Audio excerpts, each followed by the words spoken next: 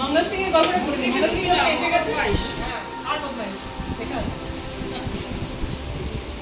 আচ্ছা ব্যাপারটা হচ্ছে এই যে বইটা যখন স্টার্ট হচ্ছে পুরো গল্পটা স্টার্ট হচ্ছে এবার going back into the passed since is here কবে ছিল ওটা দ্যাট ওয়াজ 10th অগস্ট এবার তুই কিছুটা জানে গল্পটা আমি কবে তুই মনীষ ইজ দ্য উইটনেস কারণ মনীষের সঙ্গে মানে ঘটনাটা ঘটেছে আর কি সো 10th অগস্ট 2022 রাত্রিবেলা করে 8টার সময় মনীষ এসছে তো সেইগুলো ডিনার ছিল তো ডিনারে ওকে একটা মেয়ে আসলো আরেকটা মনীষের বিজনেস পার্টনার তখন যে মেয়েটা ছিল মমিতা মান্না বলে তো তার আশা কথা ছিল তো সে আসতে পারেনি ওয়াটার লক তখন কলকাতা পুরো ওয়াটার লক বেলেঘাটা ওইসব সাইডে তো nationally she could not come এবারে যেটা হয়েছে মনীষ এসছে আর সেদিকে আমার শরীরটা খুব একটা ভালো ছিল তারপরে লাস্ট কিছুদিন ধরে যেটা আমি এশিয়াটিক সোসাইটিতে যখন যাচ্ছিলাম কিছু রিসার্চ এগুলো করতে জুলাই মাস থেকে I have started the research for this book তো মানে যখন ফুল ফ্লেজেড রিসার্চটা চলছিল তো ওই সময়টা সেদিকে আমি যেতে পারি আর সেদিকে রাখছে ওর আশা এসছে তার ওয়াজ টকিং টু শোভিনী শান্না যে অ্যাক্ট্রেস আমার যে ফ্রেন্ড আছে ওর সঙ্গে যখন ফোনে কথাবার্তা হচ্ছিল বিভিন্ন রকম কথাবার্তা হচ্ছে তারপরে আমার মাকে এদিকে আমার শরীরটা যেটা নর্মালি যেখানে আমি বসি সেখানে মনীষ বসে আছে আর আমি এই সাইডে চেয়ারে বসে আছি খেতে বসছি এবারে মনীষ খেতে খেতে হঠাৎ আমার দিকে আমাকে দেখে নোটিস করেছে যে আমি ওর দিকে আমি স্টেয়ারিং আছি খাচ্ছি কিন্তু এভাবে আমি স্টেয়ারিং বুদ্ধি আইফেটটাই আমি তাকিয়ে আছে মনীষের দিকে মনীষ বা সিরিং আনতাম সঙ্গে সঙ্গে আমার মা সামনে বসছিল आंटी देखिए ना दी कैसे मेरी तरफ देख रही है मैंने नाक देख रही है मैंने आंखें देख रही है তখন আমি হাসিও পাচ্ছি কিছু বলতেও পারছি না তখন আমি যদি বলি যে খেতে বসছে তোমার মুখের মধ্যে আমি আরেকটা কোনো মুখ দেখতে পাচ্ছি যে এখানে আরেকটা লোককে মারছে হাতে তলোয়ার নিয়ে ঘোড়ায় চড়ে বসে আছে কানের দুল মাথায় টবল এরকম একটা নিষ্ঠুর একটা এরকম একটা টুয়ার্লিং মুস্টাশ মানে যে কোনো লোকে ঘাবড়ে যেতে বাধ্য তো মনীষকে দেখে আমার ওরকম আমি চোখের সাথে দেখছি মনীষের মুখে ওপর সুপার ইম্পোজ করলো সিরিয়াসলি এরকম একটা করেছে আমি সেদিকে তাকিয়ে দেখছি মুখের ওপর সুপার ইম্পোজ করলো and it was like a face from some other centuries and it was the guy had a turban ঠিক এইখানে যে ছবিটা রয়েছে ছবি যে ছবিটা আমি পরে মানে ও চলে যাওয়ার পরে মাথায় যেটা ছিল পরের দিন আমি ওটা ধরে ধরে সময় মতো করে এঁকেওছিল so this is the picture This is how Manish actually looked like.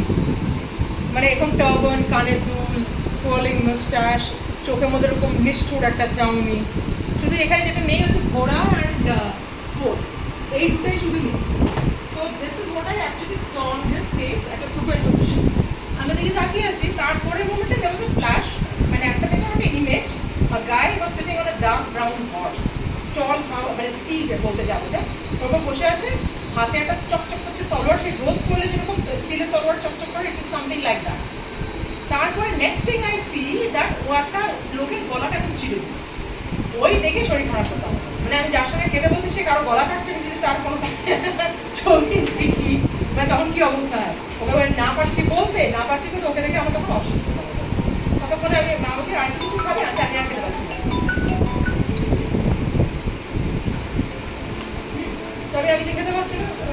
গেছে, আমি ঢুকেছি এবং মানুষের খেয়ে দেয় আওয়াজ ফিলিং রেস্টলেস, আমি এখান থেকে মানে পাইছি, শরীর খারাপ লাগছে ওই দিকে আমার হিসাবে তাড়াতাড়ি করে কোনো কথাবার্তা না মানুষ পারছি। এবারে next thing what I did is like I picked up the phone and I called up Debarati বলছে হ্যাঁ কি আছে যে এই হচ্ছে দেবারতী। তো ওকে আমি তখন ফোন করে বলছি যে Debarati this is what I saw. Debarati তোমাকে অ্যাকচুয়ালি দেখাতে হবে ক্যামেরায়, তুমি তারপরে এডিট করে। হ্যাঁ তো এই হচ্ছে দেবারতী, যাকে আমি তখন ফোন করে যখন পুরো ব্যাপারটা যখন জিজ্ঞেস করছি তখন দেবারতী আমাকে কি বললো যে তুমি একটা কাজ করো, you sit down for a meditation session and তুমি দেখো যে তুমি যা যা দেখলে সেটাকে নিয়ে ইউ গো ইনটু ফার্দার। সত্যি না মিথ্যে, হ্যাঁ এটা তোমার ইলিউশন, এটা তোমার সেলফ দেখাচ্ছে না, এটা অ্যাকচুয়ালি তুমি দেখছো। তুমি মেডিটেশন যখন করবে এটা তুমি জিজ্ঞেস করো, তোমার হায়ার সেলফকে জিজ্ঞেস করো বা কিছু, তুমি ওটা কমিউনিকেট করো, তাহলে তুমি বুঝতে পারবে যে তুমি ওটা ইলিউশন ছিল, তুমি জাস্ট কল্পনা করছো। কারণ আমরা তো এত লজিক্যাল, সারাক্ষণ ওটাকে কাটবার চেষ্টা করি, কিছুতেই অ্যাকসেপ্ট করতে পারি না, ঠিক তো আমাদের ওটাই সমস্যা থাকে। তো then you did the meditation, হ্যাঁ তারপরে তো তারপরে যেটা হলো তো মেডিটেশন, তখন সেই আর মেডিটেশন হলো না। আমি বললাম তাহলে ঠিক আছে, বাট শরীরে এত খারাপ লাগছে I could not sit down for a meditation. What I did is like, যেহেতু আমার সিলভার গ্রাজুয়েট, মানে সিলভার মাইন্ড কন্ট্রোল মেথডটা যেহেতু আমরা শিখেছি অফ মেডিটেশন, ওইটা শেখার জন্য we knew the there is a process call dream control. So you can control the basic process of the dream and you can program your mind in such a way that you will get your answers through the dream itself. তো ওই dream control টেকনিকটা ও যখন আমাকে বললো তখন আমি dream control ব্যাপারটা পুরো অ্যাপ্লাই করছি, করে শুতে চলে গেছি। I went off to sleep সারা রাত। I don't know whether it was a nightmare or whether it was a beautiful dream, because আমি ঘুমের মধ্যে 3টে ওয়ার্ডস দেখলাম, চুরু, যেটার এক্সিস্টেন্স আমি জানতাম না till I saw the dream. Seriously, I did not know the name of Churu till I saw the dream. ড্রিমের মধ্যে দেখলাম 3টে ওয়ার্ড এখানে, চুরু, মঞ্জু, মঙ্গল। এই 3টে ওয়ার্ড অ্যাকচুয়ালি ড্রিমের মধ্যে আসে। আর তারপরে সমস্ত তাল গোল অল জিবরিশ টাইপের। কোথায় দেখছি একটা কাটা নিশ মতো একটা রয়েছে যেখানে কাল ভৈরবের একটা এনগ্রেভ মূর্তি, তার নিচে একটা ছোট্ট বিগ ল্যাম্প জ্বলছে। তারপরে কোনো জায়গায় দেখছি একটা কোনো টেম্পল মতো ওল্ড স্ট্রাকচার, কোনো জায়গায় একটা কিছু, আর একটা দেখছি মাইলস্টোন, যে বারবার হেজি আসছে মাইলস্টোন, যেটা আমাদের লেখা আছে মঞ্জু। কিছুই বুঝতে পারছি না, একটা রাস্তার মধ্যে চলে উঠে মধ্যরাতে উঠে বসে আছে। এবার আমি মানুষকে ফোনও করতে পারছি, তো ওই করতে থাকে, আমি তো বাবা ফোন করতে পারছি না, ফোন কি করবো? আলাম ঠিক আছে আপনাকে টিল 6 o'clock, আর ওই সময় ফোন করা যায় বলে লাভ নেই, তুমি এসব করে কি করছি বলে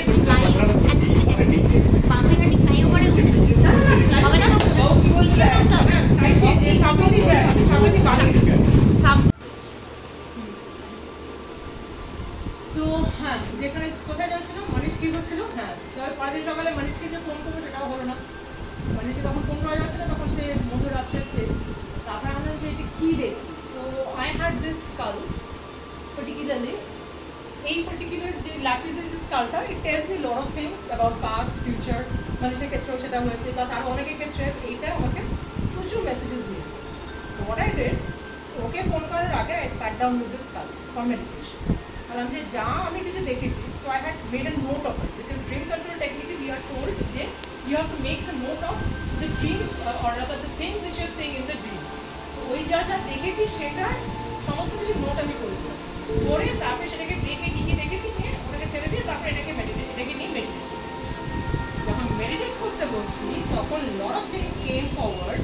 সেখান থেকে আমি জানতে পারলাম যে মানুষের সঙ্গে যে পাস্ট লাইফ কানেকশন আমার ছিল, আই ওয়াজ আ জিপসি উমান, যে কিনা স্যান্ড ডিউনস, যেখানে একটা কতগুলো হার্ড স্ট্রাকচার তৈরি করে, যেটা মানুষ ভালো বলতে পারে ব্যাপারটা কীরকম কী হয়।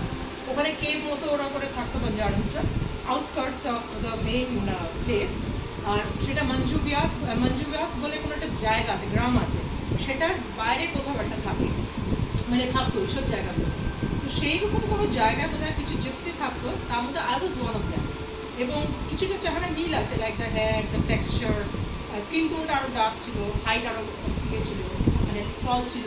এবং there were lot of things which she was doing, যেটা ওই ইসোটেরিক প্র্যাকটিসেস। আর ওই বাঞ্জারান ভ্রমণের কাছে মনীষ যেত, অ্যান্ড হি ওয়াজ, অ্যান্ড একটা ওয়ার্ড আমি দেখেছিলাম যেটা মঙ্গল হিসেবে দেখেছিলাম, হি ওয়াজ বর্ন অ্যাজ মঙ্গল। পরে ও ফাইন্ড আউট করে ওর রিলেটিভের কাছ থেকে যে স্টিল স্টেজ ইন রাজস্থান। ও যদি জানতে পারে যে লোকাল হিস্ট্রি অনুযায়ী that was a guy call Mangal সে, হি ওয়াজ এ মানে clan leader or tribal, he was a ferocious guy. যে ইট ওয়াজ ভেরি অ্যাগ্রেসিভ। এবং এই লাইফে মানুষ আমাকে থেকে থেকে বলে যে আমার হ্যাঁ এই লাইফেও হি ফ্রম চুরু, ও এই লাইফেও চুরু থেকে, ওই লাইফেও he was from Churu. And Manju Vyas is And before that, you never knew that? না, আমি তার আগে জানতাম না। Before I saw it in the dream, Churu ওয়ার্ডটা তার আগে আমি এক্সিস্টেন্সই জানতাম না। এবং ওই লাইফেও হি ওয়াজ ফ্রম মঞ্জু বিয়াস বলে কোনো ভিলেজের থেকেই ও belong to the which is a part of Churu. এটা যেটুকু আমি বুঝতে পেরেছি, ম্যাপ ট্যাপ ঘেটে যেটুকু বুঝেছি। এবং ওর কাছে যেত ওখানে ওই আর ঠিক he use to actually ride ওইরকম যে কালো যে ব্রাউনিশ ব্ল্যাক একটা ঘোড়া আমি দেখেছিলাম যেত।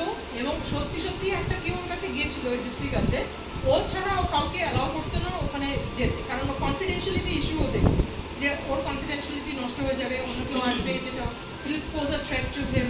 তো ওই জিনিসটা he was a very aggressive young leader. আর আমি ছিলাম তো ইটস লাইক ওই বোধহয় মাসি, আমি জানি কী বলতো ওরা কীভাবে করতো, but use to say something, তো আসতো কনসালটেশন। আর ওর ওই লাইফের মা এই লাইফেও কিন্তু মা। সেটা আমি যখন কী করে বুঝতে পারবো আমি দেখছি মানে সুইংয়ের চড়া, তারপরে the colours she use to wear then, the jewellery she use to wear, আমি সেটা ওকে চেক করলো, ওগুলো সবকটাই ই কনফার্ম। এটা একটা হলো। আরেকটা যেটা হয়েছিল সেটা হচ্ছে আমি বলি যে why am I sing this dream, মানে এইটা আমার কীভাবে কাজে আসবে। What I understood that Banjaras, they were very much into tantric practices during those days, which আমরা কিন্তু আজও জানি, যেটা ও আমাকে বলে রাজস্থানে tantra was very active and সেটা if you see certain things, some ওদের যে সমস্ত ডকুমেন্টসগুলো পাওয়া যায় বা ওদের যে ড্রয়িংগুলো পাওয়া যায় সেগুলো থেকে। তারপরে কোথায় ছিলাম তো যেটা তখন আর কি প্রচুর, মানে তুই সেই জিপসি ওমান এখন? হ্যাঁ সেই জিপসি ওমান যার কাছেও এখনো আসে মাঝে মধ্যে। আর এখনো বললে, আর তখনও যেটা লোকদেরকে ভাগাতো এটা বলে যে আই নিড মানে এখন transform them into animals and all that. এই লাইফে ও না জেনেই বলতে থাকে हम लोग को बता देंगे कि आप लोगों को चूहा बिल्ली बना देंगे, এইসব বলতে থাকে এখন। তারপরে ওই লাইফে যে কোন ডক্টরকে বলা থাকতো এটা কোনো সবার কিডনি বিক্রি করছে, সবার কিছু কিডনি বেচে কি করবে, আপনার কিডনি বেচ দেখা, কিডনি বেচে কি করবে না আইফোন কিনবে। তুমি আমার কিডনি বেচে তুমি আইফোন কিনবে। এই আমাদের বাড়িতে এসছে সবার কিডনি বেচে, মানে আমার কিডনি হচ্ছে কতবার বেচে সেটা আমি কি করবে। ও থেকে থেকে মুখে বুঝি আপনার কিডনি বেচ দেখা, ওর মমিটা আমার কাছে বিজনেস তার অ্যাসোসিয়েট, তারও কিডনি বেচছে, আমারও কিডনি বেচছে। কাছে মারা প্ল্যানটা করেছে, মানে ছাদে যাবে, ছাদ থেকে চক ফেলে দেবে, সেটা আমার মেয়েটা, হ্যাঁ সেটা আমার She is a tantric kind of gypsy woman. She can do whatever she feels. এটাও ফিটনেস আছে তো, আর আপনি তো নিজে ফিটনেস। যেটা আমরা জানি এগুলো যেটা চিগং টেকনিক থেকে we get to know যে how you raise the power or how you deal with energy. ওই লাইফে I saw certain things এবং there was 64 stone studded একটা যন্ত্র মতো জিনিস ছিল ওখানে with that gypsy woman, এবং that actually made me think যে মানে does this have any connection with the 64 yogini cult? সেখান থেকে ওই জিনিসটা আসে। মানে সে যে ওই ইনসিডেন্টটা মানে সেটা যেটা মনে করানো, যেটা actually when I was doing the research at Asiatic Society, I was completely ignoring the Rajasthan, the Western Indian aspect. I was focusing on Eastern India, Southern India and Northern India. মানে basically Shaiva Tantra, Asia. I was not focusing on Rajasthan. Okay. Into this incident, it made me think that I had to pick up some material from there. Maybe Okhan থেকে cue নিয়ে I have to go into the rest of the book because starting to that. So this is how the book starts. Okhan থেকে and it was haunting me for the past 1 month. And in fact 1 month পুরো it actually haunted me. বইটা starting two খুঁজে পাওয়া যায়। There was a lot of research. যেটা in fact 2003 তে যেটা আমি লিখেছি তখন I was in Necktown, সেখানেও কিছু মেটেরিয়াল ঢুকে যায়, পরেও কিছু মেটেরিয়াল ঢুকে যায়, কিছু ব্লগস লিখেছি সেখান থেকেও ঢোকে। মানে over the years my journey through my previous company যা যা ঘটেছিল সেখান থেকে মানে how it inspired me two right all this various writings, সেগুলোও কিছু কিছু ঢোকে। সো সমস্ত কিছু ঢুকতে ঢুকতে তার মধ্যে lot of challenges, lot of resistance যেগুলো আমি ফেস করেছি over the span of years, সেগুলো অ্যাকচুয়ালি রিভার্স মোডে it had help me. And তারপরে এইটা তো এই সিচুয়েশনটা তো ছিলই, মানে মানুষের ঘটনাটা which actually serves as the introduction to the book, the entire journey. এবং ওখান থেকে it's more like ঠিক আছে জায়গায় জায়গায় এখান থেকে এখানে এখান থেকে এখানে গিয়ে পুরো জিনিসটা এইভাবে পুরো বইটা lot has been done like that. So it's basically research challenges রয়েছে, মানে lot of other esoteric aspects রয়েছে, how one should face challenges and how one should combat it and how one should overcome the challenges. and yet ignore it and then go ahead, not be bothered, not be suppressed হলো ভেঙে operation ভেঙে বেরিয়ে যাও। সে যে field থেকে আসে না professional personal যেখান থেকে আসে না, you to overcome, you to go ahead এবং take the challenges in your stride. If you are being pulled down, turn it in your favour. So there's techniques to add to it, like how to mitigate. How to mitigate it? একটা তো হচ্ছে it is your killer instinct, that is a must. And there are a lot of things which I've mentioned and which can be done as daily practices. Lot of things there are some kind of rituals. So like No, তুই এইটা বলতে পারিস যে whether there was a vision or not, like she said that you are the chosen one. So how did you come to know that you are the chosen one? see, সেটা বলতে পারিস। how did I come to know that I'm the chosen one? See, it's like things happened. It's like the more challenges I faced, I knew that I had to break the challenges, I had to overcome it. That was fun. And that is one thing is for sure. I underwent pathway preparation therapy.